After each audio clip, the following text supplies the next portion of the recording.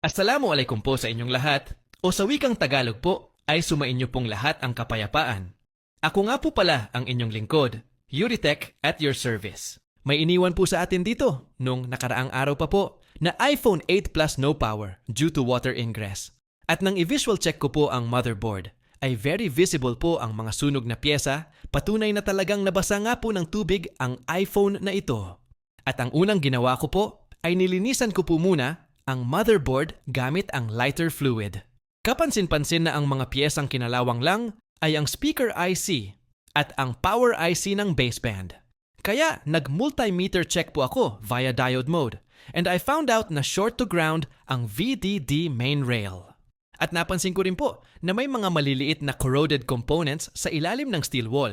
Kaya gamit naman po ng mini grinding tool ay tinapyasan ko ng bahagya ang steel wall upang mas malinisan po natin ng mabuti ang mga corroded parts. Ganito po kaproseso ang pagre-repair sa cellphone na water damage. Dapat lahat ng kasulok-sulukan ay malinisan upang hindi magdulot ng overheating kapag umandar na ang unit.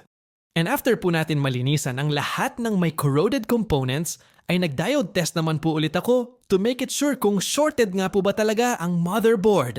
And yes, no doubt, na-shorted nga po talaga ang VDD main rail. At may mga capacitor din po akong nakitang sunog.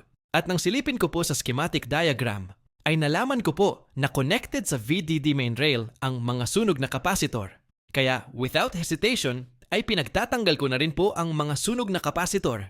Napansin ko rin po na ang capacitor na sunog sa tabi ng speaker IC ay masyadong malala ang pagkasunog. Kaya upang makasiguro po tayo na hindi nadamay ang speaker IC, ay minabuti ko pong tanggalin ang IC upang malaman po natin kung may sunog rin po ba sa ilalim ng ating speaker IC. Siguro ay kung may X-ray machine lang po tayo, ay hindi na natin magagawa yung ganitong procedure. Gusto ko po sanang bumili nun, pero ang inaalala ko naman po ay yung risk sa ating health. Alam naman po natin na ang X-ray machine ay nagpo-produce ng radiation. Since hindi naman dumadaan sa safety check ng government ang mga tools na binibili natin, ay mahirap makipagsapalaran lalo na't pangkalusugan po natin ang pinag-uusapan. At nang makumpirma po natin na wala naman pong sunog ang speaker IC, ay nirebol at ikinabit ko na rin po ito agad sa kanyang motherboard.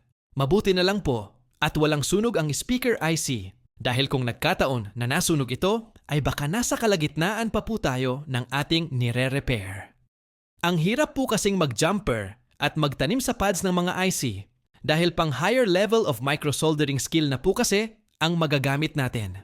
Installing is done, kaya huwag na rin po natin patagalin at i-assemble na rin po natin agad ang iPhone upang matest kung successful po ba ang ating ginawang pagkukumpuni. And speaking of successful ay it is indeed na working very well na po ang ating ginagawang iPhone 8 Plus. Maraming salamat po sa inyong panonood and see you all in our next videos.